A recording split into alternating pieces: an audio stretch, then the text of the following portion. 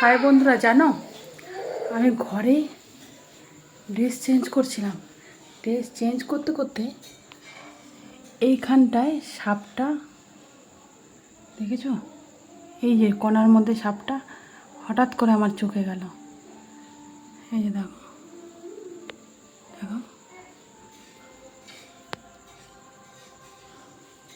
এই যে দেখছো, ঘরের মধ্যে বাচ্চা নিয়ে এখন থাকবে কী করে সাপটাকে না বার করলে। এখন যতক্ষণ না দাদা আসে ততক্ষণ আমাকে এখানে দাঁড়ায় থাকতে হবে। এখানে ছোটো বাচ্চা নিয়ে খাটের মধ্যে শোবে, কোথায় থেকে কোথায়।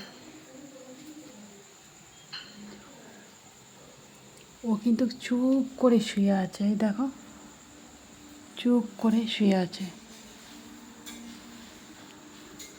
দেখেছ, এই চুপ করে শুয়ে আছে। আমার যা ভয় লাগছে, সাপকে দেখলে আমি দূর থেকে প্রণাম করি, এদিকে তো ঘরের মধ্যে।